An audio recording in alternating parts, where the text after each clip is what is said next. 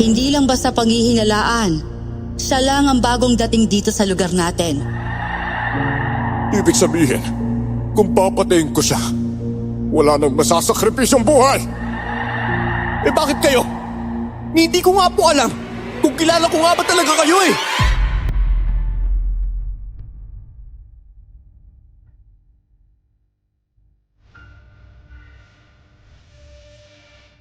Sa buhay natin, may mga taong darating at aalis din kaagad. Ganon ang buhay kapag driver ka ng jeep. May sasakay at bababa kung kailan nila gusto. Ang mahalaga, nagbayad sila ng barya kapag umaga. Magandang araw po sa inyong lahat. Sana'y napangiti ko kayo kahit papaano. Ako nga po pala si Dave. At ito ang aking kwento. Bago ko simulan ang istorya, huwag kalimutang mag-subscribe bilang suporta sa ating channel. Uy, hinaan mo naman yan. Baka hindi natin marinig kapag may pumare. Dalawa lang naman yung sakay natin. Kabisado ko naman kung saan sila bababa eh. Kaya di mo na kailangan mag-alala dyan. Gusto mo ako pa pumara para sa kanila eh. Raulo ka talaga. Huwag mong gagawin yan kapag kasama natin si tatay ha. Magagalit yun kapag nilaro natin ang pamamasada. Oo na, alam ko yun. Sa daming pamahiin ng mga magulang mo. Buti kabisado mo lahat ah. Hindi naman kailangan tandaan. Dapat isabuhay mo. Sa ganon, hindi tayo mahihirapan syempre. Oo na. Ikaw na yung ulirang anak. Napakaswerte mo sa magulang no? Kahit ang dami niyong magkakapatid, lahat kayo naitaguyod ng maayos at nakapagpatapos ng pag-aaral pa. Pero lahat walang utang na loob eh. Biruin mo, iniwan sila nanay at tatay para makipagsapal na rin sa Maynila. Tapos magugulat kami na may mga asawa na. Nabuntis, nagpakasal doon. Di ba lang nakabawi sa paghihirap ng pagpapalaki sa kanila? Ikaw ba yung magulang? Ikaw ang dami mong sama ng loob ah. Sino bang hindi sasamang loob sa kanila? O iniwan nila ako para magbantay kay nanay. Hindi nga nagpapadala ng pere. Mga walang utang na loob talaga. Oo na, ikaw na nagsabi. Nagpamilya na sila. Malamang, ang asawa lang nila ang nagtatrabaho. Yung mga ate mo nasa bahay lang at nag-aalaga ng anak nila. Kaya malamang, ang pera nila sapat lang para sa pamilya nila. Pero ulo, gaano ka ba kasigurado sa sinasabi mo ha? O yan o, kakilala mo ba sila ha? Nakakausap mo? Hindi nga sila marunong tumawag eh. Hindi malang kinakamusta ang mga magulang nila. Oo na, hindi na ako magsasalita. Dami mong satsat eh. Kung hindi malakas ang sounds, baka narinig ng mga pasahero natin ang talambuhay mo eh. Ikaw kasi. Ba't naging kasalanan ko? Sino ba kausap ko ha? Ewan ko sa'yo. Teka, may ba tayo? Hindi ka ba talaga magtatrabaho base sa pinag-aralan mo? Masaya naman ako dito sa pamamasada natin eh. Tsaka isa pa. Si tatay, mamamasada yun ng higit sa 12 oras para sulitin ang mga pasahero. Kaya hindi ako pwedeng umalis no. Magkakasakit lang yun. Yun naman namang mga pasaway sila hindi ba? Ako, wala naman akong pinag-aralan at isa lang akong hamak na tambay pero marunong ako magmaneho eh. Pwede akong kumuha ng lisensya para maging palitan ng tatay mo. Sira ka. Si tatay gustong gusto kang kasama. Hindi daw siya inaantok eh. Kaya nga gusto niyang magkasama tayo tuwing gabi. Kaso iba si nanay eh. Ayaw nung pinapahawak sa yung paborito niyang anak. Ilan mo namang dugo at pawis ang binuhos sila para mapundar ang jeep na to, di ba? Sa bagay. Napaka-diskumpyado kasi ng nanay mo pagdating sa akin eh. Akala mo naman sisirain kong paborito niyang anak. Basta maintindihan mo din siya pagdating ng araw kapag ikaw na ang nasa posisyon niya. Basta hindi ako may sabi niya na. Sinabi yan ni nanay sa tuwing may nasisira akong gamit o kaya naman nawawala akong payong niya. Pare-pareho talaga siguro kapag naging nanay na eh no? Oo, tabi mo na dyan. Bababa yung babae sa kanan. Paano mo nalaman yun? Para po. Diba? Sabi ko sa'yo eh. Kabisado ko kung saan sila bababa eh. Ako kaya ang tumatanggap ng bayad nila. Ayaw mo kasing maniwala sa kakayahan ko eh. Alam mo kaya gustong gusto ka ng tatay ko eh. Ay nga pala, didiretso ba tayo? Dili ko na pabalik sa bayan. Mas maganda kung dumiretso tayo. Baka may pasahero dun eh. Sayang naman diba? Sa bagay. Pero sayang din ang gasolina kung wala eh. Basta hayaan mo na. Trabaho naman natin to. O siya, magpahinga na muna tayo doon. Tsaka tayo magbiyahe mamayang 3:00 ha. Saktong babiyahe ang tindera sa palengke. Di madami tayong magiging pasahero nun. Dapat mga ganong oras pabalik na tayo ha. Siguradong madaming pauwi na nun galing sa mga resto bar sa bayan. Ay nako. Mga GRO na naman palang inaabangan mo. Alam mo, maganda lang sila dahil sa koloreting nakalagay sa mga mukha nila. Alam ko naman yun. Hindi mo na kailangan sabihin. Peke naman ang mukha nila pero hindi yung mga dala-dala nila no. Ewan ko sa'yo. Bakit hindi ka na lang kasi manligaw para may titigan ka kung kailan mo gustuhin? Hindi yung nambubuso ko sa mga GRO na galing sa mga resto bar. Hindi naman lahat ng babae katulad ng mga GRO. Yung pumapayag na alam mo na yun.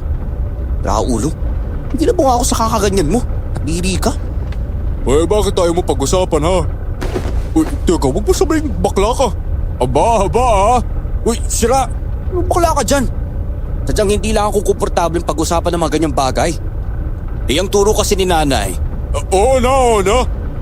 Nakalimutan ko lang. Good boy ka nga pala na mama spoiled. Sige na, panalo ka na. Pero basta ha, huwag mo akong pigilan na tumingin sa mga yun. Hindi naman kita pinipigilan na. Pinapaalalahanan lang kita na hindi yun maganda. Ewan ko sa'yo. Wala naman din akong gagawing masama kung tititigan lang sila eh. Busog na ako sa ganun no. Ay, ewan ko sa'yo. Alam mo, parang hindi ka talaga lalaki kung umasta. Ay, yan na. May gana lang muna tayo habang nagpapalipas ang oras. Iitip lang ako sandali ha. Ano? Hindi ba tayo pwede? Alauna, aalis tayo. Baka ba maaabutan natin sila? Huwag kang mag-alala. Yun! Sabi na nga ba eh. Susuportahan mo talaga ako. Basta, hindi ka nakakasakit ng kahit sino. Ito na, tama ng daldal. Iidlip lang ako. Kailangan ko bang patayin tong sound? Hindi na. Kaya ko makatulog sa music. Hindi lang sa ingin ng bunganga mong dyan. Uy! Sabi ko nga.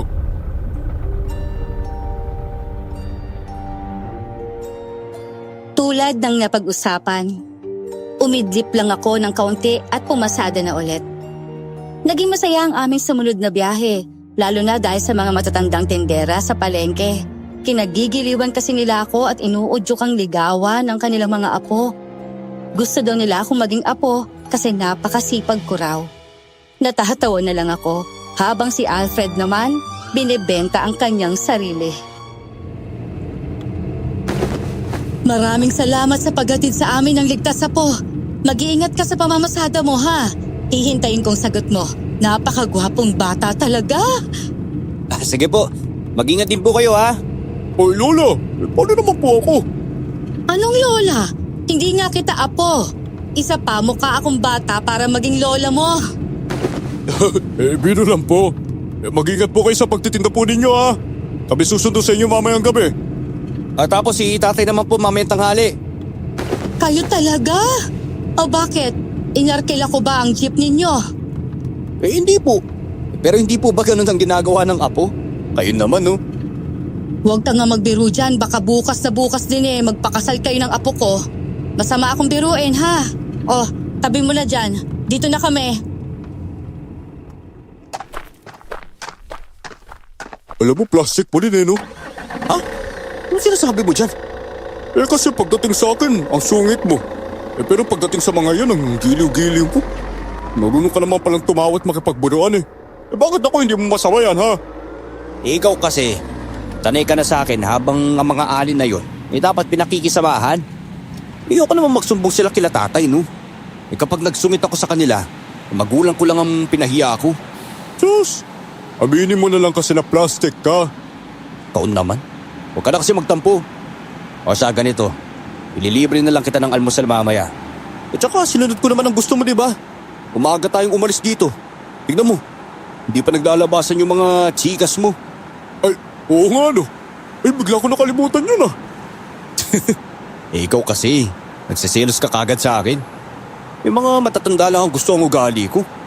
Pero ikaw, mga magagandang binibini, nabibihag ng mukhang yan. Aba, marunong ka din pala mambola. Hindi pambobola yun. Totoo kaya sinasabi ko. Tama na nga. Kinikilig ako sa inyo eh. Baka mamaya niya mabakla na ako eh.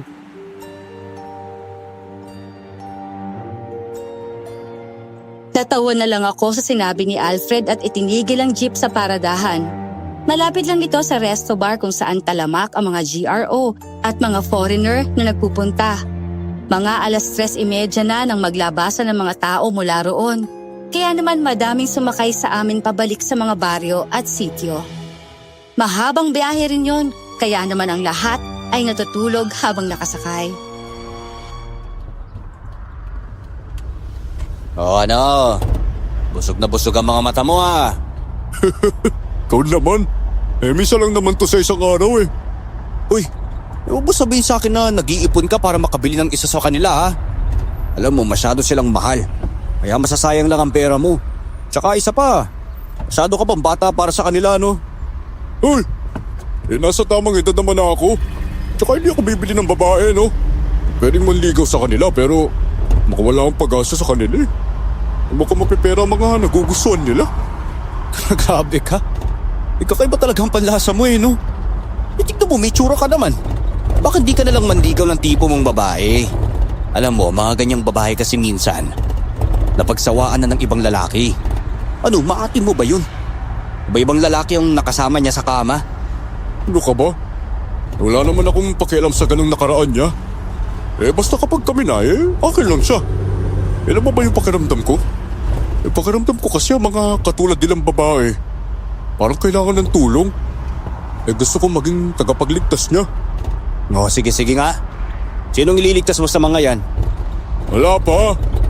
Kapag may nagustuhan akong babae, siguradong titibok ng gusto ang puso ko. Alam mo yung tipong tatalon sa dibdib ko at gusto ko nang makawala. Kapag dumating ang araw na yun, sisiguraduhin ko may paglalaban ko siya hanggang kamatayan. Di ko alam kung matutuwa ba ako sa'yo, matatawa eh. Ha? Bakit naman? Basta. Ay, tignan mo, may sasakay oh. Uy, napakagandang babae ah. Tignan mo. Namiliwanag siya sa sobrang puti ah. Parang hindi din siya gumagamit ng kolorete. Oo nga no. Napansin mo pa yun dahil diyan ka lang nakatingin sa salamin yan? Tira, lahat naman ng mapasero natin napapansin ko eh. Mas madali kasi makita kapag walang sinag ng araw na tumatama sa mukha nila. Sa kanto po ng Ildefonso. Sukli niyo po. Salamat. Teka, hindi ba yung kanto ng Ildefonso yung pinakamalaking asyenda? Hindi ba wala namang bahayan dun? Oo nga no. Baka naman may bahay doon, hindi lang natin alam. Ano? Tira ulo, sa tagal na nating namamasada. Dito na tayo nakatira. At maliban ngayon, wala pang bumababa sa kantong yun, no? Sinasabi nga nilang binabahay na yun ng multa sa sobrang liblib, di ba? Baka naman bago lipat. Alam mo na, galing Maynila. Mukhang mayaman din ang kutis niya, tingnan mo. Paano kung sila palang nagmamayari ng asyendang yun? At balak na nilang ayusin, di ba? Baka nga balak nilang buhayin muli yung asyendang yun. Uy, grabe, ang ganda niya talaga oh. Nakakakit ang kutis niya, parang hindi nasisinagan ng araw eh. Oy, teka. Huwag mo sabihin na tumitibok na ang puso mo na parang gusto na itong kumawala sa dibdib mo. Pinapakiramdaman ko nga eh. Pero paano kung ganun na nga? Hindi ba kita magiging kanibal ha? Traulo, paano mo naman nasabi yan? Paano ba naman kasi? Hindi ka masyadong pumupuri ng babae. Kaya naman sobrang nakakapagtakang napansin mo siya. May kakaiba sa babae yan para makuhang pansin mo. Alam mo, ang dami-dami mong sinasabi. Uy, kunin mo na yung bayad oh. Mabibingi ka na dahil sa sounds tapos napakadaldal mo pa. Bulong ka ng bulong sa tinga ko eh. Bubuyog yata ako nung nakaraang buhay ko eh. Traulo ka talaga. O isang pala tayo kakain mamaya. Doon na lang sa dati. Masarap yung mainit na lugaw na may nilagang itlog eh. Tapos mainit na kapeng barako. Walang iya. Mali pa yatang napatanong pa ako. Kaming muli ni Alfred.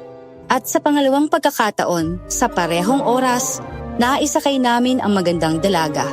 Sa nakalipas sa 2 linggo, may 10 beses yata namin siyang naisakay. Hindi lang namin siya nakikita tuwing Sabado at Linggo, mga araw na hindi kami bumabiyahe.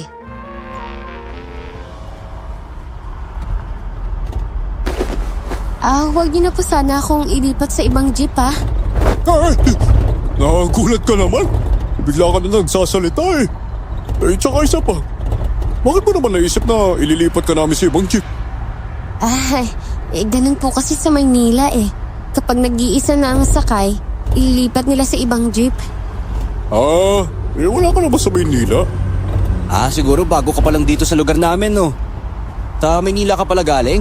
Ay, ano namang pangalan mo? Aba, sandali lang. Ba't mo pinatay? Siyempre. Ito yung unang beses mo maging interesado sa isang babae. Kaya naman kailangan lahat ng mata, tenga at atensyon ay nasa'yo. Ulo ka talaga. Ay, miss, huwag mo siyang pansinin ha. Nagbibiro lang siya. Ako pala si Sharon. At oo, galing ako sa Maynila. Nakakatuwa naman kayo. Alam niyo bang palagi akong sumasakay sa inyo at napapangiti ako kapag naririnig ko kayo nag-aasaran? Bigla ko lang na-miss yung mga kaibigan ko. Naririnig mo pala kami? Naku ang lakas din pala ng pandinig mo no? Kapag nakasakay kasi ako, lahat ng atensyon ko nasa pinapakinggan ko lang. O baka nga malakas lang talaga ang pandinig ko. Ay, nga pala, may ba tayo? Kayo ba yung may-ari ng Hacienda Ildefonso? Oo. Wala na kasing mag-aalaga sa lola ko eh. Kaya naman kailangan kong bantayan. Tumatakas lang ako tuwing gabi para magliwaliw. Nakasanayan ko na kasing gumiginik tuwing gabi. Ganun nga ang libangan ng mga kabataan sa Manila. Sanay kayo sa malalakas sa musika eh. Alam mo, gusto din namin yun eh. Kasi ito kami, nagtatrabaho lang. Ang sipag nyo nga magtrabaho eh. Gusto ko nga isipin na may asawa at anak na kayo para magsumikap ng ganito. Asawa at anak? Na binubuhay? Hindi pa pwedeng nanay at tatay muna? Ganun lang. Ay, pasensya na. Yan kasi agad ang pumasok sa isip ko eh. Bakit Sharon? Mukha na ba kaming tatay sa mata mo? Oo, hindi naman no. Biro lang yon. Huwag mo masyadong dibdibin. Nagbibiro lang din naman ako. Kamagalala, no? Alam mo, palabiro talaga yan si Alfred. Ay, Dave nga pala yung pangalan ko. Nakalimutan ko magpakilala. Nagulat kasi kami. Kalog ka pala. Akala kasi namin mahihain ka din eh. Mabarkada ako sa Maynila. Kaya nga ayoko sanang mapunta dito eh. Mahihain lang naman ako sa mga taong hindi ko pa kilala. At kay-epal. Pero kasi, iba kayong dalawa eh. Mukhang kay-epal ko kayo at parang magkakasundo tayo. At hindi nga ako nagkamali. Naku, hindi ka naman mahirap makasundo eh. Yung galing nga ng banat mo kanina.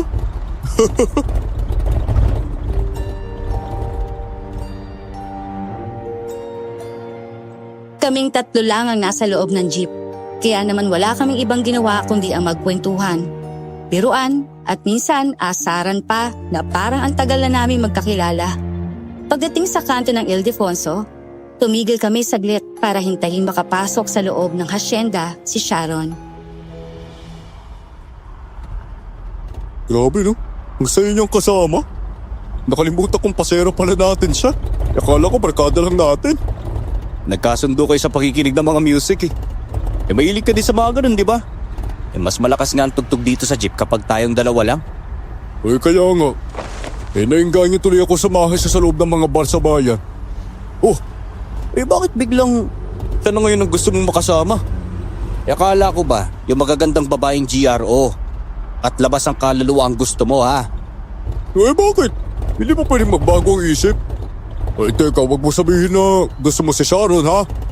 Ha? Ako? So tingin mo ba may oras ako para dun? Dayo kasi siya. Medyo nagkaroon ako ng interest sa kanya. Teka, ibig sabihin, hindi kita magiging karibal sa kanya ha? Ano ka ba? Mas lamang naman ang pagkakaibigan natin kaysa sa mga babae na yan, no? Kaya di mo okay lamang magiging karibal. Grabe, mahal na mahal mo talaga ako, no? Ano ka ba? Huwag ka nga ganyan. Hinikilig ka na naman sa akin eh. Teka, tigil! Galing Mercio! Mukhang ngayon palang siya pupunta ng palengke ah. Oo nga. Anong oras na? Hindi ba huli na siyang magbukas kapag ganitong oras na? Aling Mercy! Ano nangyari? Bakit ganitong oras na kayo nakaalis ng bahay ninyo? Siguradong hindi na naman po kayo ginising ng apo mo, ano? Halina po kayo, sumakay na po kayo. Iatid ko na po muna kayo sa bayan bago kami umuwi. Naku! Hindi na talaga ako tatanggi kahit nakakahiya. Mas nakakatakot kasi maghintay dito. Po? Ba't naman kayo biglang natakot? Hindi po ba sanay na kayong lumalabas ng ganitong oras? Hindi niyo pa ba nababalitaan ang kumakalat na chismis? Chismis? Tungkol saan naman po ba yung chismis na yan? Ay nako! Mainam pang hindi niyo malaman. Baka mamaya niyan hindi niyo na magustuhan bumiyahe pa. Sabihin niyo na po sa amin. Bakit nga po ba? Tungkol sa amin po ba yung chismis? Ano pong sabi sa chismis? Sabi po ba nilang may asawa at anak na kami? Ano? May asawa at anak ka na, Dave? Hindi na kita magiging apo? Sobrang naman po kayo mag-isip. Binibiro lang kita. Kilala naman na kita at ang tatay mo. Kung may asawa at anak ka na, siguradong may sasabihin ng tatay mo. Katulad kung paano niya ikuwento ang mga ate mo. Kung ganun, ano po ba nakakatakot at chismis ang hindi dapat namin malaman? Kayong dalawa talaga. Hindi niyo pala alam na nakakatakot na dito sa bayan natin? Hindi nga po. Wala po kaming nasagap na ganung balita eh. Ano po ba talaga yun? Alam niyo, parang inaasar niyo lang po kami. Kanina niyo pa kami binibitin eh. Ano po ba kasi talaga yun? Ang iksi talaga ng PC mo. Akala ko hindi mo mapapansin eh. Ito na nga ang chika, Mare. Alam niyo, hindi bagay ang ganyan tono, Aling Mercy. Huwag niyo na po kasi kami ngasarin. Lalaki man po kami, pero kung chismis na nalapit, bakit di namin tatanggihan? May aswang na gumagala raw dito sa bayan natin. Ano po? Aswang? Napapatawa po ba kayo? Paano naman po magkakaroon ng aswang dito? At ano po naging basyan ninyo para sabihin yun? Dayo daw ang aswang na yon at dito nang bibiktima sa bayan natin. Anong klaseng aswang daw po? At ano na yung nabiktima nila? Binatang lalaki ang madalas nawawala. Ang ilan doon ay may itsura habang may nawawalang isang bata. Kailan daw po ito nagsimula? Noong isang linggo lang. Kaya po ba huli na kayong umalis ng bahay ninyo para magtinda sa palengke? Oo. Kailangan ko din namang maniwala para protektahan ang sarili ko. Mahirap na, may apo pa akong nag-aaral. Naku, tama po yun. Totoo man po hindi ang aswang. Mas maganda mag-ingat na. Ay naku, dapat po nagpasama kayo sa apo ninyo kapag ganitong oras. Kahit habang naghihintay lang ng jeep. Hindi nga sanay gumising ng maaga. Nag-aaway lang kami. Malas yon sa umaga kaya hinayaan ko na lang. Oh, nandito na po tayo. Pumasok na po kagad kayo sa palengke ha, bago kami umalis. Tanaw naman po namin kayo mula dito. Mag-ingat po kayo palagi ha. Maraming salamat sa inyo, iho. Mag-iingat din kayo ha. Gwapo ang inaatake nila. Huwag ka mag-alala, Alfred ha. Ligtas ka. Uy, Aling Mercy naman. Kayo lang pong hindi naliniwalang gwapo ako eh. Uy, ano problema? Ayaw mong mamasada ngayong gabi? Medyo nag-aalangan kasi ako eh. Kinakabahan ako baka mamaya totoo pala yung aswang. Paano kung makasagupa natin sila? Paano natin sila malalabanan? Matatakasan ba natin sila? Oo naman no. Mabilis naman ako magmaneho, di ba? Kayang-kaya nating takasan ng mga yun. At saka sabi ni nanay, mabisa daw ang asin pantaboy ng mga aswang. Di magdalan lang tayo ng maraming asin at bawang, di ba? Talaga ba? Di ko kasi nagawang tanungin si Lola eh. Alam mo naman yung mga matatanda. Kapag nagtanong ka, mag-iisip kagad na naranasan mo yun eh. Iisipin niyang nararanasan ko to.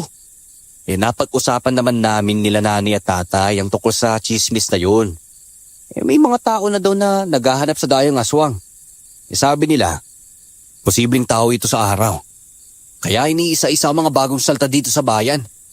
Pero masyado silang marami. Malapit lang yun kung saan sila nabibiktima. Sa sentro huling nakikita ang mga biktima eh. Posibleng sa daan pa uwi sila inaatake. Paling sa jeep? Naku, sobrang delikado tayo nito kung may sasakay natin ang aswang. Ganito na lang. Magsabit tayo ng asin at bawang sa gilid ng jeep. Sa ganun, wala nang aswang na sasakay sa atin. O, nice ba yun ha? Huwag ka na kasi matuwag dyan. Hindi tayo pwedeng tumigil dahil magugutom tayo pag nagkataon. Kaya nga problemado ako eh. Gusto kong ligtas para kay Lola. Pero hindi ko alam kung anong trabaho ang ipapalit ko kung hindi ako mamamasada. Mamasada pa rin tayo. Magdoble ingat na lang. Maglalagay din tayo ng asin at bawang sa ating mga bulsa. Tsaka isa pa, yung mga chikas mo, mas malulungkot ka kung hindi mo sila masisilayan. Oo nga pala no. Teka si Sharon. Kailangan natin siyang balaan. Naku wala siyang ibang kinakausap kundi tayo eh. Oo, tama. Kung gabi siya lumalabas, hindi ibig sabihin wala siyang alam sa mga nangyayari sa paligid. Naku, mas kailangan niya tayo. Babiyahe ba tayo ngayon o bukas na lang? Tignan mo medyo madilim na kasi. Wala na tayong makukuha pasahero papuntang bayan. Siya, bukas na lang. Nagdahilan na din kasi ako kina nanay at tatay na masakit ka ako ang katawan ko. Sabi ko nga, papaalawin na lang kita ngayon. Ikaw talaga. Magaling ka din magsinungaling eh no? Anong gusto mo sabihin ko? Na kaya ka hindi makakasama sa akin kasi naduduwag ka dahil sa aswang. Ano ka ba? Di ako duwag. Kung hindi dahil kay Lola, baka hinahanap ko pa sila eh. Alam mo naman. Uy, relax ka lang. Binibiro lang naman kita eh. Lahat naman tayo may dahilan para lumaban sa buhay. Dapat talaga nating ingatan ang sarili natin para sa mga taong mahal natin sa buhay. Grabe. Magdamag tuloy tayong gising ngayon. Kakagising ko lang din kasi. Ikaw ba? Kanina pa ako gising. Ang ingay kasi ni nanay. Paano kasi itong si tatay? Winala yung Tupperware na binaunan niya ng pagkain. Sabi nga ni nanay, baka naiwan sa kabit ni tatay. Wala kasi sa jeep eh. Tupperware? Payong at jeep ang anak ng nanay mo. Mas mahalaga pa yata yun kesa sa inyong mag-ama eh. Uy, paano pa nga ba? Halos itakwil kami kapag may nangyayaring hindi maganda sa mga paborito niyang anak eh. Oh, Alfred. Kumusta? Anong sinabi ni Sharon? May hinihintay daw ba siya? Bakit hindi pa siya sumasakay? Hindi. Hindi niya ako pinansin. Lumapit ako sa kanya eh. Gusto ko pang hawakan yung kamay niya pero hiniwas niya lang. Wala siyang sinabing kahit ano. Kaya naman umalisa lang ako. Teka, ano? Ginawa ba talaga yun ni Sharon? Oo nga. Hindi mo ba nakita? Umiwas siya sa pagkahawak ko sa kanya. Sa tingin mo, ano kayang problema ni Sharon? Oh, mga iho, ano bang pinag-uusapan nyo? Sinong Sharon bang tinutukoy nyo? Yung babaeng nakatayo ba doon? Sharon bang pangalan nun? Opo, Sharon nga po. Kaibigan po namin yun. Ano? Kaibigan nyo ang babaeng yun? Naku, mag-iingat kayo sa babaeng yun ha. Matagal nyo na ba siyang kaibigan? Po? Anong ibig niyo po sabihin? Nung nakaraan ko lang po siya naging kaibigan eh. Wala pa pong isang buwan.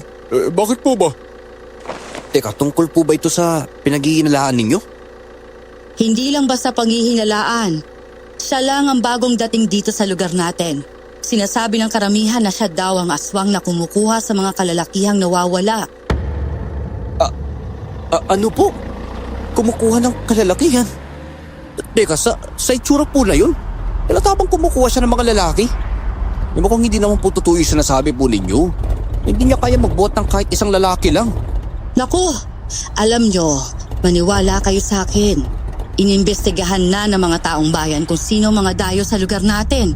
Sinabi din ng mga tao dito na babae ang aswang dahil lalaki lang ang pinupuntiryan niya.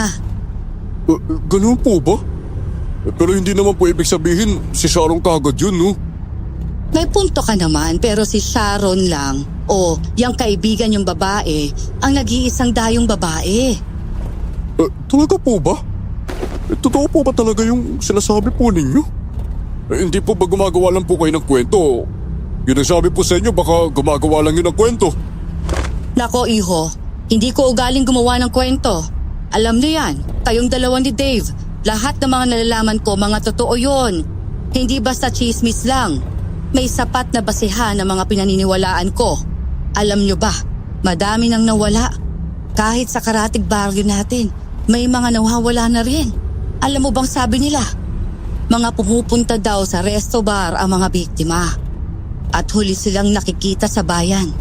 Hindi ba lahat ng ebidensya ay nagtutugma sa babaeng yon? Teka nga lang po. Hindi po ba parang sumusobra na po kayo? Kung doon lang po ang pinagbabasihan po ninyo, hindi niyo po siya nahuli sa akto kung ganun. Siguro nga, hindi ko siya nahuli sa akto. Walang nakakita. Ang sinasabi ng mga kalalakihan dito, wala silang ebidensya. Pero alam mo, sa lugar natin, nakita man o hindi, kapag hinala, totoo yon. Kaya nga pinaiiwasan lang nila kaysa sa kung ano pang mangyari. Oh, Aling Mercy. Dito na po tayo sa kanto ng bahay ninyo. Pwede na po kayong bumaba. Gusto niyo po bang tulungan ko kayo sa mga bitbit po ninyo? Nako, huwag na. Timba lang naman itong walang laman. Kayang-kaya ko na to. O siya, mag-iingat po kayo ha. Kayo din, mag-iingat kayong dalawa. Kayong palaging nasa labas at nakikipagsalamhuha sa babaeng yan. Kung ako sa inyo, iiwasan ko na yan. Sige po. Maraming salamat po sa paalala ha. Oh, ano sa tingin mo? Kailangan ba dapat natin paniwalaan si Aling Mercy? Wala pa siyang sinasabi sa atin na hindi nagkakatotoo eh. Ano? Sinasabi mo bang kailangan nating iwasan si Sharon? Mukhang hindi naman natin kailangan. Siya nang umiiwas sa atin eh. Paano natin siya maiiwasan, di ba? Baka nakarating na din sa kanya mga chismis. Siguro, kesa tayong umiwas, inunahan na niya tayo. Mas masakit kasi sa kanya yun eh. Ano nang gagawin natin ngayon? Alam mo, sa tagal nating kasama si Sharon, nakikita nating mabuti ang puso niya eh. Hindi totoo na nananakit siya ng tao. Yan nga lang, hindi ko maiwasang mag-isip ng hindi maganda. Paano kung alamin natin ang totoo kay Sharon mismo? Tanungin natin siya. Malalaman din naman natin kung aswang nga ba siya o hindi. Paano naman kung umiwas? Basta subukan lang natin. Kasi wala tayong gawin. Hindi kasi ganoon ang pagkakakilala ko sa kanya eh. Ganun ka din naman, di ba? Hindi talaga natin makikilala ang isang tao dahil lang nakakausap natin sila. Pero kung hindi naman tayo pwedeng basta-basta na lang manghusga ng mga tao sa paligid natin, di ba? Kawawa naman si Sharon kung hindi totoo ang ibinibintak sa kanya. Tama nga. Kung hindi siya matutulungan ng sarili niya, edi tulungan na lang natin siya. Sige, susuportahan kita dyan ha. Bumalik tayo kagad pagkatid natin sa mga pasero natin. Tingnan mo. Kala siguro nila nasa bahay na sila eh. Grabe oh. Panghihimbing na mga tulog nila. Oo nga no. Ganun sila kakampanting sumakay sa atin. Lalay ka lang kasi magmaneho eh. Pero hindi naman takbong pagong. Mabilis naman ako magmaneho. Sadyang mga puyat lang ang mga yan. May mga tama din sila ng alak kaya bagsak ang katawan eh. Ang galing din nila no. Gigising ang mga yan pag malapit na sila sa kanila eh. Oo nga eh. Tansya na siguro nila ang tagal ng biyahe sa bilis ng takbo ko. Parang ang jeep na doon palagi nila sinasakyan para matansya.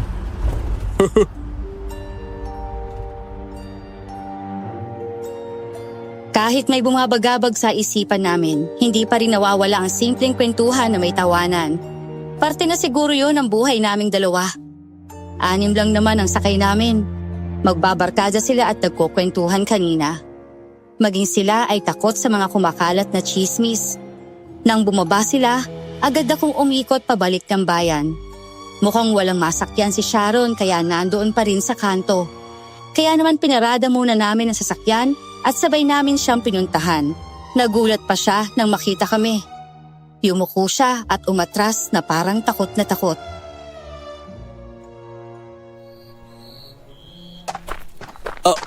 Bakit Sharon? May nagawa ba kaming masama sa'yo? Uy, kami lang to. Si Alfred at Dave. Mga naging kaibigan mo kami, di ba? Di mo pa kami naaalala? Lumayo kayo sa akin. Mapapahamak lang kayo kapag lumapit pa kayo eh. Kung may makakita sa inyong kasama ako, siguradong wala nang sasakay sa jeep ninyo. Hindi naman pwedeng masira ang kabuhayan ninyo ng dahil lang sa akin. Ano bang sinasabi mo? Paano naman kami mapapahamak ha? Aswang ka ba talaga? Kakainin mo ba talaga kami? May gagawin ka ba masama sa amin? Tignan mo. Kanina ka pa dito. Bakit hindi ka pa umuwi ha? Malamig na ang simoy ng hangin eh. Tignan mo, maiksi pa yung suot mo. Baka mamaya niyan, kabagan ka. Halika na kasi. Ihatid ka na namin sa inyo. Baka mapahamak si Lola kapag nakita ng mga taong nandun ako at kasama siya eh. Baka mamaya sugurin nila yung asyenda at sunugin eh. Palagi ako nakakabasa ng ganun, kaya nag-aalala ako. Alam niyo bang hindi nila ako pinapapasok sa resto bar? Dahil sa chismis na yon? Eh bakit ka ba nagpapa-apekto ha? Eh totoo ba talaga ang chismis na yun? Aswang ka nga ba talaga?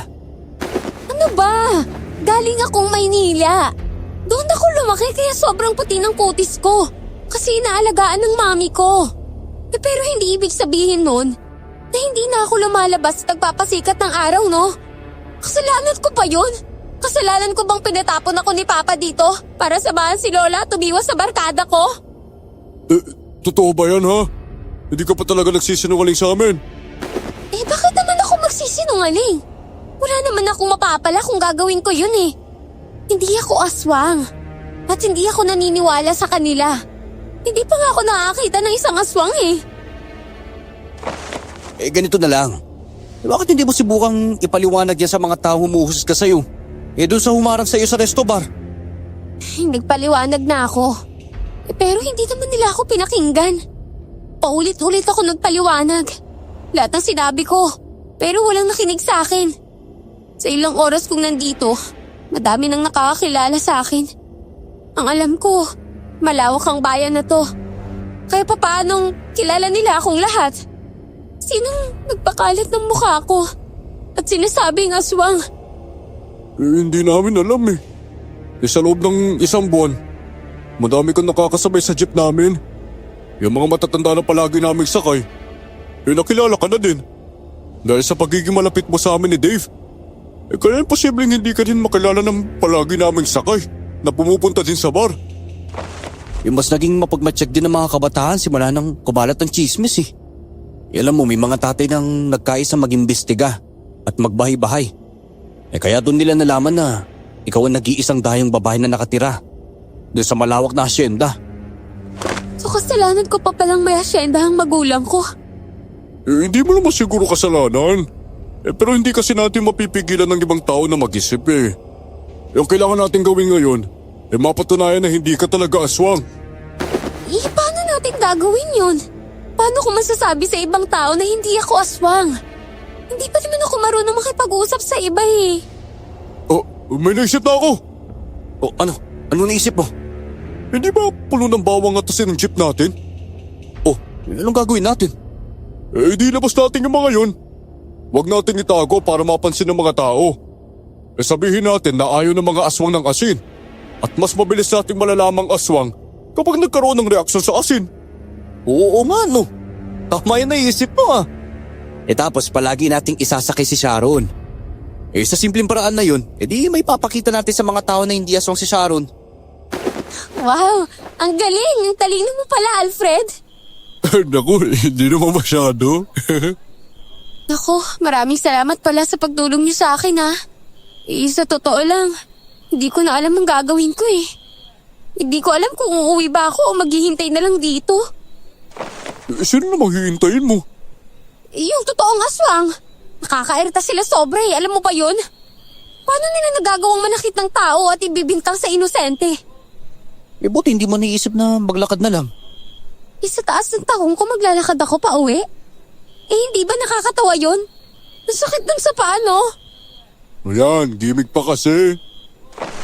Sana nakinig na lang ako sa papa ko. Di sana, hindi ako pagbibintang ang aswang. Saka lang talaga natin maiintindihan ng mga magulang natin kapag napahamak na tayo. Minsan kasi, buksan din natin ang sarili natin sa mga posibilidad.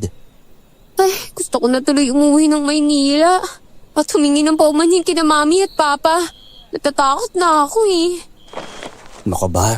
Darating din ang oras na yan. Mas maganda siguro kung malilinis muna natin ang pangalan mo. Tama. Makakabalik ka din sa Maynila kapag maayos na ang lahat. Kapag dumating ang araw na yun, malulungkot ako na sobra. Ako din. Pero matagal pa yata yun eh. Hindi din naman ako papayag na umalis na lang nang hindi nalilinis yung pangalan ko, no? Sabagay. Uy, sumakay ka na pala. Ihatid ka namin sa inyo, ha? Baka magising ang lola mo at hanapin ka eh. Tama. Hindi naman kami magsasakay ng ibang pasahero. Uuwi na din kasi kami bago pa magliwanag. Ako, maraming salamat talaga sa ginagawa niyo para sa akin, ha? Alam kong hindi niyo dapat to ginagawa. Pero grabe kayo magbalasakit. Sana hindi kayo madamay dito. Huwag mo nang isipin yun. Na wala kang ginagawang masama. At ganoon din naman kami. Hindi naman siguro masamang tumuro sa mga taong nangangailangan, no? Nahihiya siyang lumabas. Makalipas ang 3 araw, tahimik ang daanan at saktong 12:00 ng gabi nang makita namin si Sharon na nakaluhod sa gilid ng kalsada. Mabuti na lang at wala kaming pasahero. Kaya naman nagmamadali kaming huminto at pinuntahan siya. Sharon! Ano nangyari? Tsaka ano yan? Bangkay ba yan?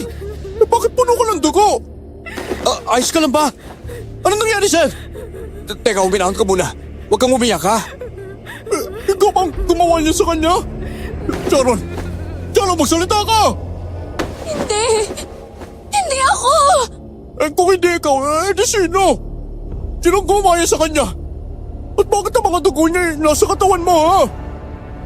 Walang masyadong bahayan dito. Sa unahan pa ako makakahingi ng tulong.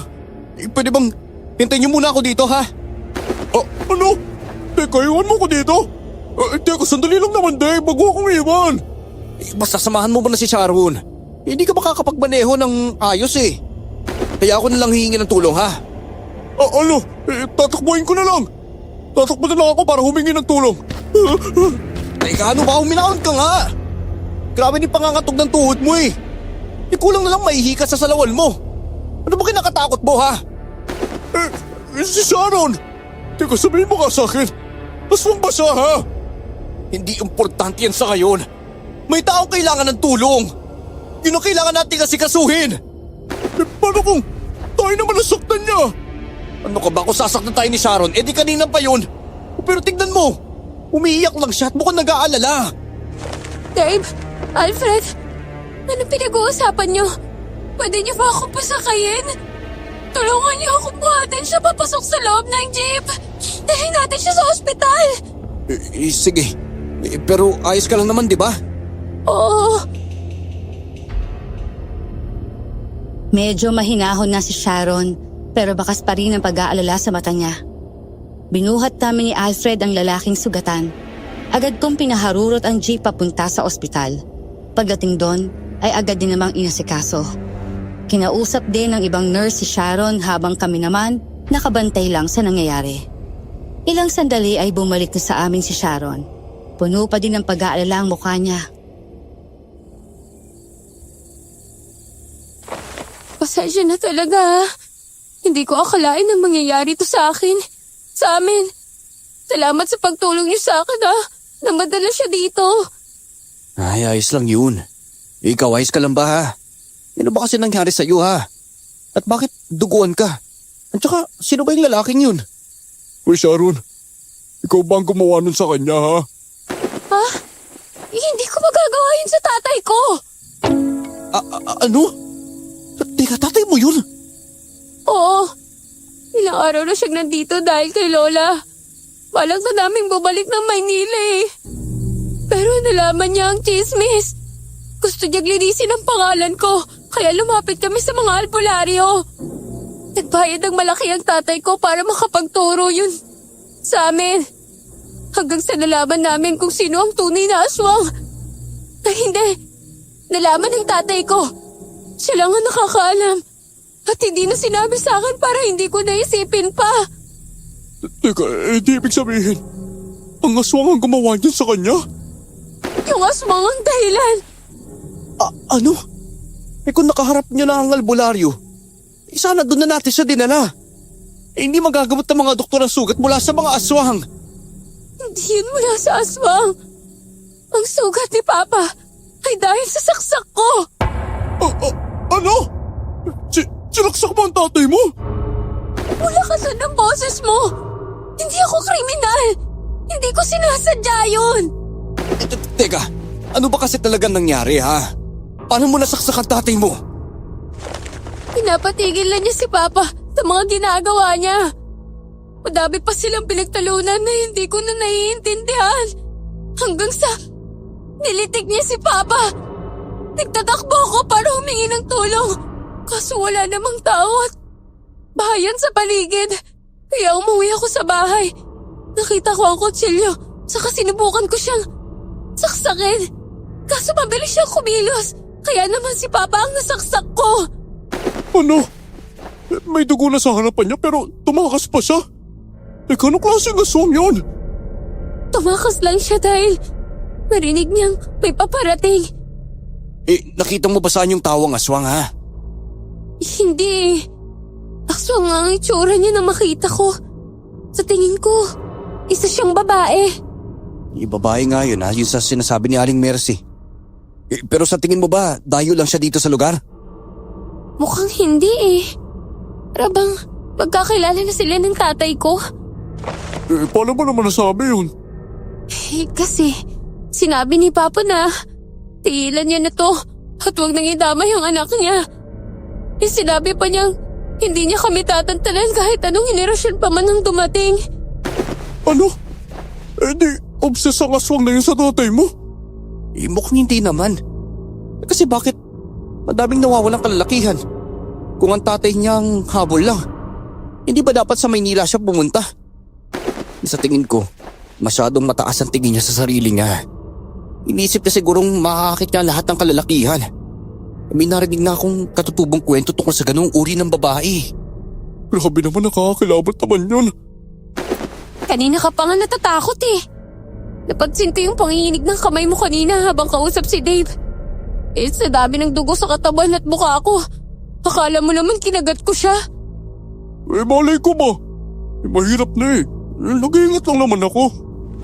Sabihin mo, wala ka talagang tiwala sa akin. Pero salamat pa din sa pagtulog ninyo ah. Malalim ang pagsaksak ko eh. Dahil sa galit kaya malaba ang lagay ni Papa. Hindi ko tuloy alam ang gagawin ko. Basta kung kailangan mo ng tulong namin, nandito lang kami. Tutulong kami habang makakaya namin ha. Nga pala, gusto kong mahuli ang nilalang na yon. Sinira na niya ang pangalan ko. Tapos siya pa ang dahilan sa nangyari sa tatay ko. Kailangan niyang magbayad. Pwede niyo ba akong tulungan? Ano? Hindi ko kaya lumaban sa aswang, no? Wala din akong alam paano sila labanan eh. Kaya paano ako makakatulong sa'yo? Iiwan ko muna dito sa ospital si Papa. Pumunta tayo sa albularong yun. Malaki ang matutulong niya sa atin. Sa tingin mo bang matutulungan tayo nun? Mauhuli niya kaya ang nilalang na yun? Hindi siya ang huhuli. Tayo ang huhuli sa halimaw na yon. Hihingi lang tayo ng tulong kung paano natin kakalabanin. Sinabi niya din kasi na ang mga aswang ay mahirap mahuli. Mabilis sila at talagang may kakaibang lakas. Nakaharap ko na siya. Mahaba din ang tila niya at mga kuko. Kahit tingnan niyo pa ang leeg ni Papa, talagang magkakaiba. Hindi ako sasama. Pwede akong tumulong. Mabilis akong tumakbo. Malakas din ang katawan ko kaya matutulungan talaga kita. Hindi ko naman nahahayaan na harapin mo siya na mag-isa, no? Pero Dave, hindi ka ba natatakot na baka mapahamak ka sa gusto niya? Ano ka ba? Hindi ba mas nakakatakot kung magpapatuloy pa to? Paano kung isang araw, magalit ang aswang na yun at mapabilang tayo sa mga biktima niya? Ano? Lahat tayo ay nasa delikadong sitwasyon. Kung wala tayong gagawin at hahayaan siyang mambiktima, tayo lang din ang mahihirapan. Paghahandaan naman natin siya. Hindi tayo susugod nang wala tayong sapat na panlaban. Hindi ako sigurado kung makakatulong ba ako sa gusto ninyo. Ay, ayos lang. Hindi ko naman kayo pipilitin eh. Problema to ng pamilya namin. Kung hindi lang nangyari kay Papang nangyari ngayon, baka pumunta na siya sa barangay eh. Gusto niya kasi linisin ang pangalan ko.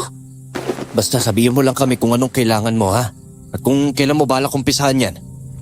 Bukas na umaga, pwede ba? Gusto ko na kasing mahuli siya sa lalong madaling panahon. Baka kasi kung hindi makita ang mga nawawalang kalalakihan, hindi ako makakaalis. Baka panagutin ako ng tao dito. Abay, malamang sa malamang. Lalo na kung aalis ka at matitigil yan. Siguradong muli sila maghihinala. Yung matindi pa dyan, baka balikan nila ang lola mo at ang asyenda ninyong nananahimik. Naisip ko na din yan eh. Ayaw pa namang umalis ni Lola sa lugar na to. Mas gusto niya kasing nasisikatan ng araw sa umaga dahil sa pagtatanim. kaysa sa mainit na polusyon sa Maynila. O sige, kung ganun. Uuwi lang ako sa bahay para magpalit ha. Babalik ka agad ako dito. Saka natin puntahan ng kakilala mong albularyo. Ano, ayos lang ba yun ha? Oo, sige. Maraming salamat talaga, Dave ha. Kung wala kayo, hindi ko na alam talaga ang gagawin ko eh. Masyadong magulo ang buhay sa probinsya sa akin. Akala ko yung typical na boring, pero hindi pala. Tumango ako kay Sharon at iniwan muna siya sa ospital. Si Alfred naman, sumama na sa aking pauwi. Tahimik lang kaming dalawa habang nasa biyahe. Nang makarating sa bahay, nagpaalam naman siya sa akin at humingi ng paumanhin. Sinabi kong ayos lang at hindi niya kailangan mag-alala. Akala nila nanay at tatay ay may importante lang akong lakad. Hindi ko sinabi sa kanila ang nangyari dahil alam kong mag-aalala lang sila. Nakapagpalit na si Sharon ng madatnag ko sa ospital. Paalis na sana kami nang tumatakbong si Alfred ang sumalubong sa amin. Hingal na hingal itong nagpapaliwanag nang hindi naman namin maintindihan. Teka, sandali nga lang. Huminaon ka na ba? Hinga ka muna bago magsalita. Ano ba kasing ginagawa mo dito? Akala ko ba hindi mo kami masasamahan? Ayoko talaga kayo samahan. Kasi dito kasi akong hindi sumama. Kahit nga pinipilit ako ng mga magulang ni Dave hindi talaga yung sagot ko. Pero hindi ako makatulog Kinakain ako ng konsensya ko. Seryoso ka ba? Masyado mo lang iniisip ang mga bagay-bagay may mga prioridad tayo sa buhay. Kailangan talaga nating mapanatili ang ating kaligtasan. Yung pagsabak sa paghuli ng aswang, hindi ligtas sa desisyon, tandaan mo yan. Kahit na. Tama din naman kasi ang mga sinabi mo kung walang kikilos para sa mga tao dito sa atin sino magtatanggol sa atin? Baka hanggang huli, pagsisiyan ko na lang lalo. Mas okay na yung ganito. Mapahamak man ako ng lumalaban kaysa mapahamak na walang ginagawa. Grabe. Mukhang desidido ka na sa desisyon mo Oo siya, hindi na kita pipigilan pa kung yan talaga ang gusto mo. Basta siguraduhin mo lang na kaya mo ang sarili mo Oo, ako lang bahala dun. Uy, maraming salamat Alfred Akala ko tuluyan ka ng lalamunin ng kaduwagan mo sa buhay nga pala. Ano yung mga nasa bag mo? Bakit parang ang dami naman yata? Eto. Yung mga asin at bawang lang to.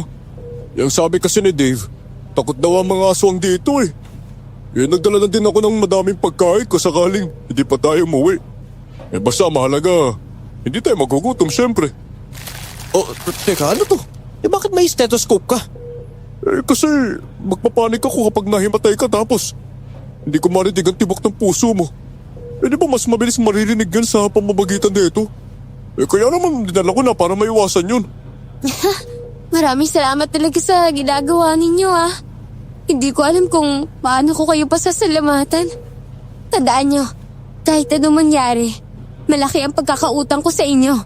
Pagdating ng araw, mababayaran ko din ang kabutihan ninyong dalawa. Ano ka ba? Wala pa nga tayo nagagawa, bahid ka agad.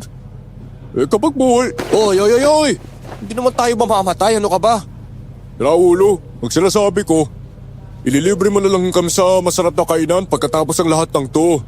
At ayos tayo sa amin. Bakit hindi? Silang naman pala Pagkatapos naming mag-usap niyan, agad na kaming sumakay ng tricycle. Mabuti na lang at kabisado ni Sharon ang pinuntahan nilang mag-ama. May kalayuan nga lang ito sa kalsada pero meron namang maayos na daanan. Pagdating namin sa maliit na kubo ay wala pa doon ang albularyo. Kaya naman naghintay pa kami ng ilang oras sa labas nito.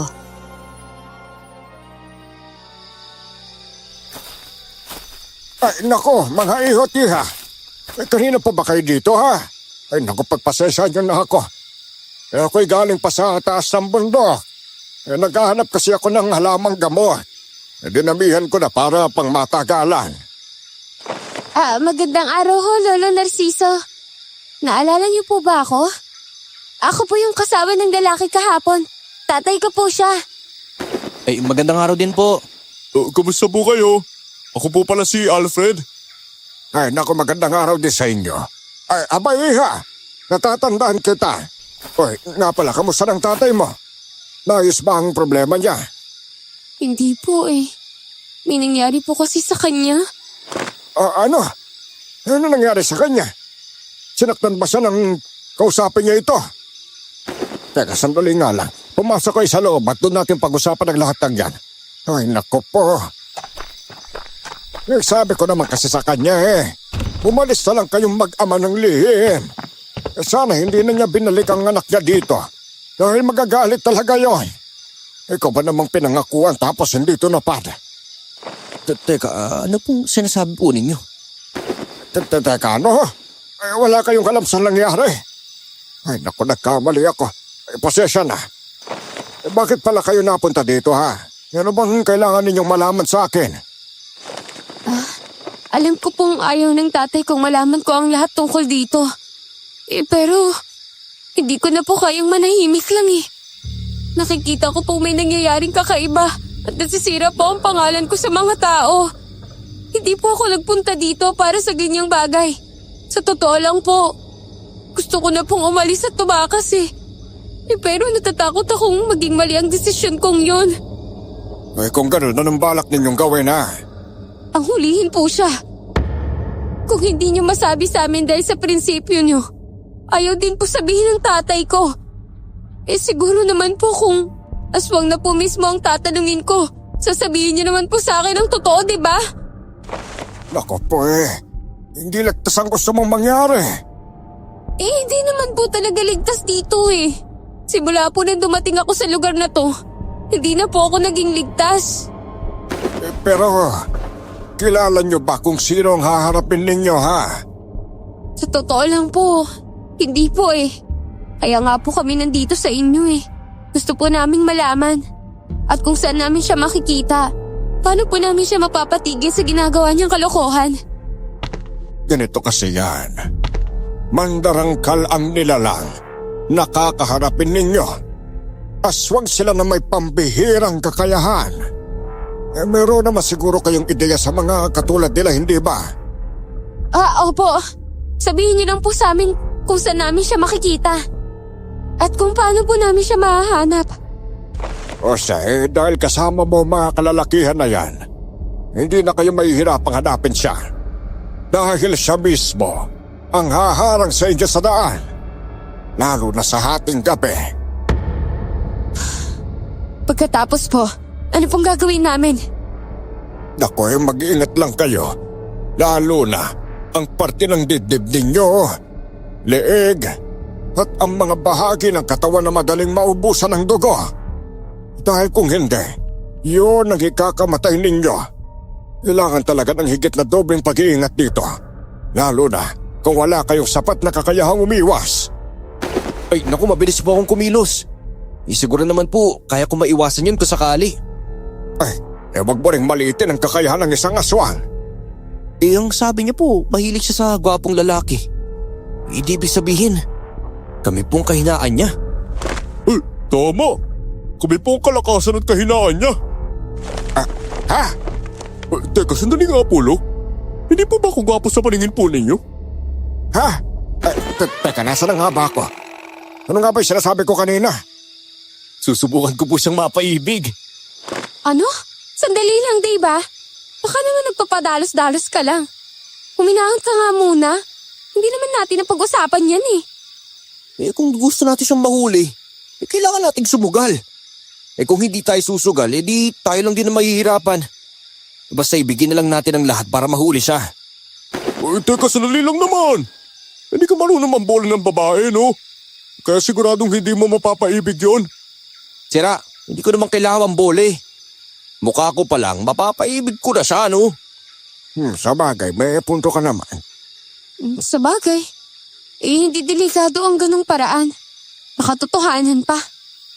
Teka lang po, sandali. Alam ko naman po nagwapa si Dave, pero ba't daw siya nagmayabang? Kagal kayo sumang-ayon. Bakit pag ako nananahimik kayo? Huwag niyo po pasinin yan. Ay nga po pala, ano pong gagamitin natin? Kailangan po ba namin siyang patayin? Teka, sandali lang naman po. Sagutin niyo po kasi ako. Parang hindi naman nakaibigan tong mga to Uy, sandali lang, Alfred May importante kasi tayong dapat asikasuhin Saksakin mo siya. Ano po? Kailangan niyong masaksat sa puso ang nilalang na yon. Siguraduhin yung sa dibdib ang tama o kahit sa likod. Basta, madadali ang puso niya. Hindi po ba walang puso ang mga aswang? Nako, sinasabi lang na wala silang puso kasi hindi ito natitibok. Pero kapag tinamaan natin ng matulis na bagay yon, nagiging sensitibo ito at talagang masasaktan sila. Doon hindi niya mapapagaling ang sarili dahil manghihina na din siya. At kapag nanghina siya, hindi niya magagamit ang kakayahan niya. Ay, sige po. Ipagpaplanuhan po namin ang lahat ng yan. Mamayang gabi natin simulan ng plano. Oh, ayos lang ba yun, Sharon, ha? Sigurado ka bang kaya mo? Hindi ka ba mapapahamak dyan? Wala kailangan nating isugal ang lahat. Bakit? May gusto ka pa bang malaman, ha? Gusto ko lang sanang malaman ng nakaraan nila tatay ko. Kung bakit niya nasabi yung mga katagang nasabi niya kahapon. Lolo, paano ko po siya mapapasagot ng tama? Tanungin mo siya nang hindi kayo naglalaban. Kasi kung nakikita niyang dehado na siya, nako, hindi niya sasabihin ang totoo. Maling impormasyon ang sasabihin niya para maguluhan kayo at lumamang siya. Abay ganoon katuso ang aswang na yon. Wala na po bang ibang paraan? Iharap niyo sa kanyang taong yon. Hindi marunong magpahalaga ang isang mandarangkal. Dahil para sa kanya, yun nga lang, ibang usapan kapag nakaraan ng aswang. Kasi sa buhay nila mayroong panahong minsan din silang nagmahal. Minahal niya ang tatay ko? May nakaraang relasyon sila? May sinabi ba ako? Parang wala naman ako sinabing ganon. Sige na, nasabi ko na sa inyong lahat ng alam ko, ha? Tapos na ang usapan natin dito. Hindi nyo na kailangan magbayad. Kapag napatay nyo siya, malaking puntos na ang makatulong ako. Sandali lang naman po. Nga pala, eto pulbos ng sampalok, pwede nyong ibuhos sa kanya kung magalangan din, ha? Kapag ganon, makukuha ng parteng nabuhusan ang atensyon ninyo. Saka ninyo mabilis saksakin. Huwag pala kayo magpapapaso, ha? Kagato, kahit kalmot lang. Pwede kasi kayong mayanggaw mula doon, ano po yung yanggaw? Nasa pagitan ng tao at aswang.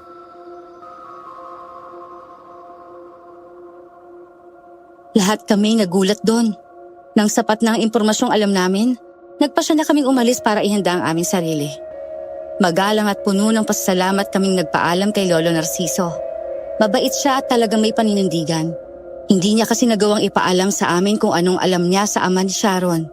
Habang naglalakad kami sa kabaan, isang batang lalaki ang umiiyak na tumatakbo sa amin. May sugat ang leeg niya, kaya nagdudugo ito habang hawak niya. Kaya naman nagmamadali kaming lumapit sa kanya. Bata, ano nangyari sa'yo? Bakit ganyan ang itsura mo? Bakit may sugat ka? Sinong gumawa sa'yo nito? Tulong! May halimaw doon! Ano? Halimaw? Halimaw? Aswang? Pero umaga! Paano atake ang aswang ng ganitong araw? Teka, hindi ba sinabi ni Lolo Narciso na gabi lang umaatake ang mga ngayon? Halika! Punta na natin! Malapit pa tayo kay Lolo Narciso. Kaya dadalhin ko muna ang batang to sa kanya. Baka maubusan kasi ito ng dugo Sige, kami na maghahanap sa halimaw na sinasabi ng batang to. Mag-iingat kayo Dala niyo naman ang binigay ni Lolo Narciso, di ba? Oo, sige na, dalhin mo na siya! Uy Dave, sandali lang naman! Uminahon ka lang! Aswang yon, hindi naman tao lang! Naku ba, hindi naman tayo sigurado kung aswang nga ba yung umatake doon sa batay. Hindi ba narinig mo naman kanina? Gwapong lalaki lang ang hinahabol ng aswang na gumagala dito. Gwapo ang batang lalaking yun Ay, iwan, basta sumunod ka na lang. Sandali lang kasi! Hintayin mo kaya ako! Baka mamaya sumugod sa akin yan Ano ka ba? Kaya-kaya mo naman siyang labanan Kaya-kaya mo yan. Uy Dave, sandali. Tingnan mo yan Ano yan? Isa na namang bata. Ba't maraming dugo ang mukha niya? Hindi kaya siyang tinutukoy ng mga bata na halimaw? Lumapit kami sa isa pang batang lalaki. Mas malaki ito sa unang nakita namin. Umiiyak ito sa likod ng puno at pinupunasan ang bibig niya. Nang lumapit kami, agad siyang lumayo at nagtago. Kaya pinaikutan namin siya ni Alfred para mahuli. Sa huli, kahit tumakbo pa siya, nabuhat ko at dinala namin kay Lolo Narciso. Laking gulat namin nang malaman na isang bata din ang umatake sa batang lalaki. Mabuti na lang at nakatulog ito bago pa kami dumating. Ano po sa tingin ninyo? Asang po ba ang batang lalaki naming dinala? Hindi. Isa lang siyang normal na bata. Hindi pa din daw siya nakakakita ng aswang eh. Palagi niya lang daw itong naririnig sa mga matatanda sa kanila. Bakit niyo daw po kinagat si MJ? Sino naman si MJ? MJ yung pangalan ng batang kinagat niya.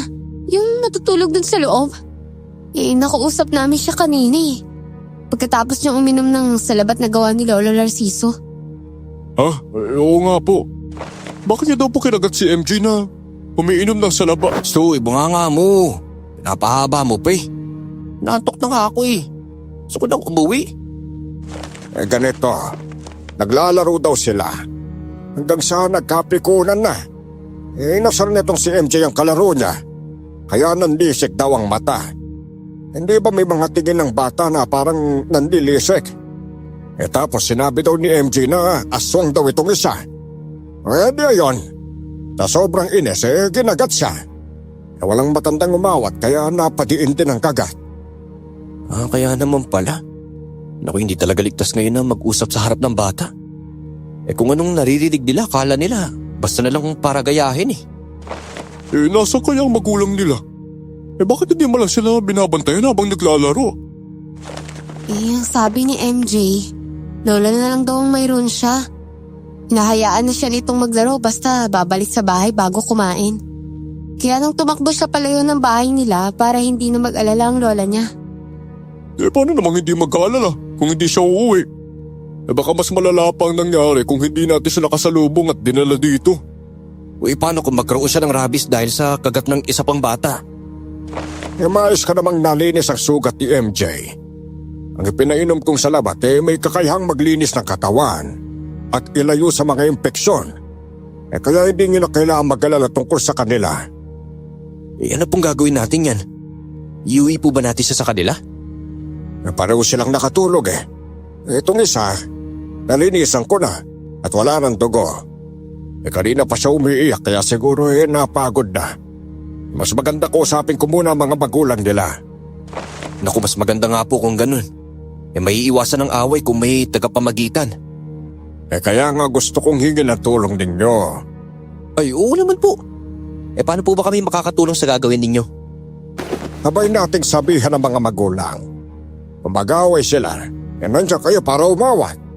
Abay hindi ko na kayang gawin yun lalo na alam niya naman mahina na din ako. Ganun lang po pala Sige po.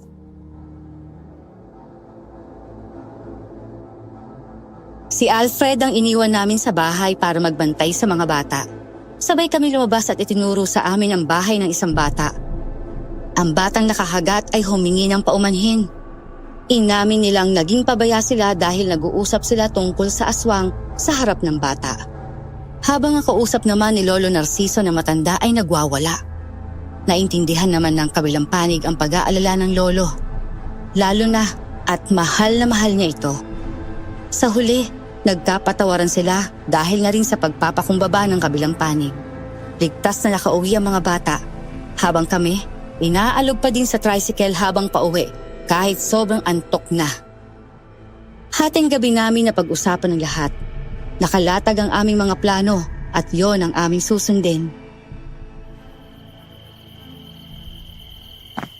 Uy, hindi ka ba muna uuwi sa inyo ha? Hindi. Yung sabi ko kasi kay Lola, aakit tayo ng bundok eh. Malay ko bang hindi pala tayo aabuti ng isang araw? Napakadami ko pa namang dalang mga pagkain. Ba't kasi pag-akyat ng bundok ang naiisip mong dahilan ha? Para kapag may nangyari sa akin, hindi magtataka si Lola. Madali magdahilan kasi kapag kasaktan. Taba din talaga ng utak mo no? Aakyat ng bundok ang paalam mo pero sang damakmak na dilatang dala mo.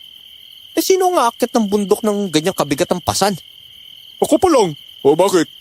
Pakikitulog ako sa inyo ha. Ha? Hindi ako uwi sa bahay, no. Sa jeep na lang ako. Dadaan lang ako para sabihing mamamasada ako pagkatapos.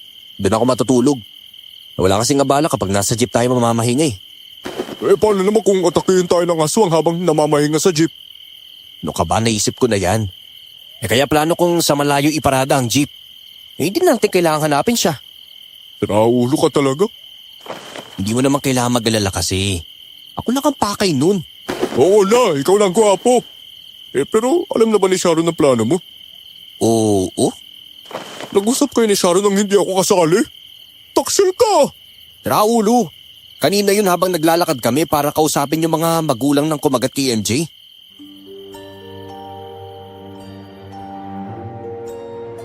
May tampo ang kilos ni Alfred papunta sa jeep. Tumunog pa nga ito ng malakas dahil binagsak niya ang kanyang bag.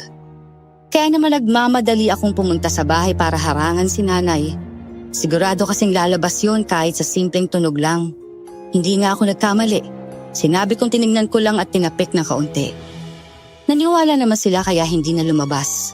Pagsapit ng gabi, namasada na kami ni Alfred. Isang ikot lang pagkatapos ay diretsong ospital. Ang sabi ni Sharon, susunod na lang siya. Kami naman ay pumarada sa kabaan ng kalsada sa tapat ng hasyenda. 2 oras din ang itinagal namin doon bago kami nakaamoy ng bulok at nakarinig ng mahihinang ungol. Nandiyan na siya! Ano gagawin natin? Ano gagawin ko? Raulo ka, magtago ka lang dyan sa likod. Sigurado na namang dito siya pupunta sa unahan eh. Magpapanggap lang ako natutulog. Ano ba naman kasi itong plano mo? Psst, manahimik ka na nga lang kasi. Huwag kang gumawa ng ingay. Mag-iingat ako ha. Tapos, hindi ako magugulat kapag nakita ko siya. Kaya sana kayanin mo naman. Hindi na ako sumagot sa bulong ni Alfred. Pinakiramdaman ko ang paligid pero nagulat ako nang sumigaw siya. Kaya naman napabalikwas ako. Doon ko nakita ang nilalang na hawak-hawak siya sa leeg. Sobrang pangit niya at talagang halimaw kung titignan. Hoy! Bitawan mo siya! Ako na lang! Ako na lang ang kunin mo! Sige na!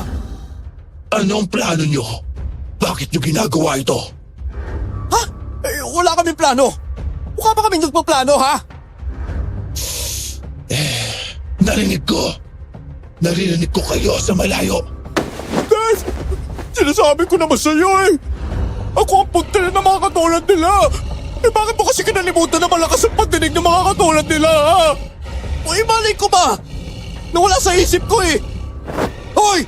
Bitawan mo na siya pakiusap! Ano ba? Hindi ako masarap! Madaming babae na naikama ko eh! Hindi ba sustansya kung akong kakainin mo? Tama! Kaya bitawan mo na siya! Hoy! Sharon! Sharon, tulong! Bitawan mo na ang mga batang yan! Ako ang nakiusap sa kanila.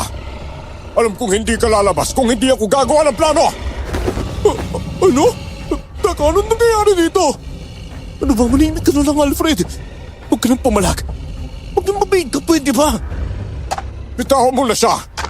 Alam kong ako lang naman ang gusto mo, di ba? Nasama na ako sa inyo. Tigilan mo lang mga kabataan yan! Hindi. Nagsisinungaling ka lang. Alam kong pinapasakay mo na naman ako sa mga salita mong ganyan. Ba't ko naman gagawin yon, ha? Alam kong magagalit ka kapag nalaman mo ang totoo. Kaya mas mabuting hindi magsinungaling. Talaga? Hindi mo na ba ako iiwan? Oo naman! Alam ko na kung paano ka magalit. Kaya hindi na kita iiwan pa. Ayoko makapanakit ka na naman ng ibang tao. Aray! Pwede naman akong bitawan ng dahan-dahan. Ba't kailangan ibagsak eh? Agad kaming rumusponde kay Alfred. Habang ang aswang ay dahan-dahang lumalapit sa pwesto ni na Sharon at ng kanyang tatay. Tumakbo si Sharon papalapit sa amin at tinulungan si Alfred na makatayo ng maayos. Naging alerto kami sa bawat kilos ng nilalang. Kita sa mukha ng tatay ni Sharon ang pagpipigil at pandidiri. Hindi kami makapagsalita dahil maririnig niya. Habang binabaybay namin ang kahabaan ng kalsada, huminto kami sa isang bahay na malayo sa kapitbahay. Teka, hindi ba dito nakatira sa looban si Aling Mercy? Oo nga. Dito natin sa hinatid at sinusundo ah. Yung bahay sa gitna ng bukid na yan. Pero teka, anong ginagawa natin dito? At bakit dito tayo napunta? May lumalabas na tao mula sa bahay. Tingnan niyo. Siya yung matandang nagduduro-duro sa akin noon. Sinabi niyang masama akong babae kaya kailangan kong umalis. Anak? Cesar? Anong ginagawa mo dito? Bakit kasama mo ang anak ko? Aling Mercy? Paano yung nasabing anak ninyo ang halimaw na yan? Ano? Bakit kayo nandito, ha? Bakit nandito ang babaeng yan? Tigilan mo na ang anak ko. Alam ko kung anong ginagawa mo sa kanya. Huwag kang magsalita na parang wala kang kasalanan. Wala akong kasalanan sa inyo. Malinaw na nakipaghiwalay ko sa anak ninyo dahil sa maraming dahilan. Bakit hindi nyo ipaunawa sa kanya na maayos, ha? Bakit hindi nyo siya hinahayaang mabuhay ang normal? Ano? Bakit ako ang sinisisi mo? Kaya siya na yung gaway dahil sa'yo, hindi ba? Palagi mo siyang isinasama sa mga sayawan. Tapos nung nagkaganyan na siya, iniwan mo. Alam ninyong hindi ko ginustong iwan siya. Pero bago ako umalis dito, hindi ba ibiniling ko sa kay Tio Narciso para gumaling at mawala ang pagkayanggaw niya? Sinabi ni Tito na ligtas na siya! Tingin mo ba ligtas yan? Mukha bang ligtas yan sa paningin mo? Ikaw ang gusto niyang makita. Humaling na humaling siya sa mukha mo. Tingnan mo, kahit nandito tayo, sa iyo lang nakatutok ang lahat ng atensyon niya. Dahil hindi niyo siya hinayaang gumaling. Yun ang dahilan! Dahil sa sobrang higpit ninyo, nagkakaganyan siya! Kung hindi kayo naging mahigpit, siguradong hindi siya mababaliw. Huwag mong isisi sa akin ang kasalanan mo. Binuhay ko siya. Tumagal siya sa mundong ito dahil sa akin. Bakit ako sisisihin mo, ha? Dahil ginawa niyo siyang halimaw! Sabihin mo nga sa akin, ha? Kayo ang humuhuli ng mga kalalakihan para ibigay sa kanya, hindi ba? Hindi ba? Dahil sa kilos at kakayahan niya, hindi niya kayang bumuhat ng isang lalaki. Noong nasaksak ako, dapat sumugod siya para higupin ang dugo ko. Pero hindi niya nagawa! Ginawa ko lang yon para mabuhay siya. Ibig sabihin, kung papatayin ko siya, wala nang masasakripisyong buhay! Huwag mong gagawin yan. Papatayin ko ang anak mo kapag ginawa mo yon. Sharon! Huwag po kayong maglala. Kami pong bahalang protektahan si Sharon. Gawin po ninyo kung anong tama. Ano ba, David? Akala ko ba'y mabuti kang tao? Bakit hahayaan mo may masaktan? Bakit kayo? Hindi ko nga po alam kung kilala ko nga ba talaga kayo eh. Bago pa makasagot si Aling Mercy, napasigaw na si Mang Cesar. Hinawakan siya sa leeg ng aswang na babae. Kanina ay halos bumabalik na sa anyong tao, pero ngayon mas lalong nagmukha siyang halimaw. Pinatakbo ko si Alfred kasama si Sharon palayo. Ayaw pa sanang umalis si Sharon pero binantaan ko na si Alfred, kaya agad silang tumakbo papunta sa bahay kubo upang magtago. Ako naman, sinipa ko ang halimaw sa muka. Lumapit si Aling Mercy at hinampas-hampas ako sa likod. Pinipilit akong bitawan ang anak niya. Sa huli, umatras ako. Ngunit muling sumugod ang aswang kay Mang Cesar. Kung hindi ka na mapapasa akin, mabuti pang mamatay tayo ng sabay. Apo! Anong ginawa mo? Bakit mo sinaksak ang sarili mong ina? Hindi naman po siya ang nanay ko. Papatayin niya ang tatay ko. Kaya bakit ka naman nahayaan yun? Sinabi ko na po sa inyo, halimaw siya. Pero patuloy mo pa rin binubuhay. At ano? Gusto mo pa niyang patayin ang tatay ko? Kaya kailanman, hindi kita magagalang. Nakakasuka kayo. Kung hindi lang ako takot, nalalaman ng tao ang tungkol dito. Matagal na akong lumayas. Nanay mo pa rin siya. Anak ko pa rin siya. Anak kita! Nabuntis ko ba sa noon, Aling Mercy? Teka, sandali. Paano nyo naging anak ang batang nasa 14 anyos? Habang si Sharon ay nasa 20 na. Anak si Sharon. Nangasawa ko sa una. Sarili kong anak na siyang itinuring. 7 taon siya nung kinasal kami ng nanay niya. Pero aksidente kong nabuntis yun nung naghiwalay kami ng aswang na yan. Hindi mo siya anak! Pinatay mo ang nanay niya! Gulat na gulat ako sa nangyayari. Wala akong karapatang alamin ang lahat ng kasaysayan ni Mang Cesar, pero nasa harap kong katotohanan. Ang babaeng sinaksak ng sariling anak, unti-unting nalusaw at tuluyang naglaho. Kahit nangihina, niyakap ni Mang Cesar ang batang babaeng umaatungal sa iyak. Gayon din si Aling Mercy, ngunit labis na wasak ang kanyang diwa. Ilang sandali pa, lumabas sa mga sugatang lalaki kasama sina Sharon at Alfred. Mukhang sila ang mga lalaking nahuli ni Aling Mercy para sa kanyang anak. Agad naming dinala ang lahat kay Lolo Narciso. Doon nalaman ng lahat ang buong katotohanan. Dahil sa nangyari, mas lalo pang nabaliw si Aling Mercy, kaya't napagpasyahan ng nakatataas na dalhin siya sa mental hospital. Makalipas ang ilang linggo, gumaling ang mga sugat ng mga biktima. Samantalang, na Mang Cesar, Betty at Sharon ay nagpasyang bumalik sa Maynila upang magsimula ng panibagong buhay.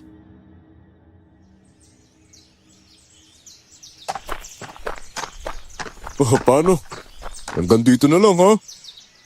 Ay, grabe ka naman. Nandito pa naman ang lola ko, no? Babalik din ako kapag nakapag-adjust na si Betty sa Maynila. Basta mag-ingat kayo palagi ha. Naku, maraming salamat sa tulong ninyo. Nung nalaman ko ang plano ninyo natakot ako na sobra. Mabuti na lang nagising kagad ako. Kung hindi, ninangyaring masama sa kanya. Baka ako na mismong patay ng nanay niya.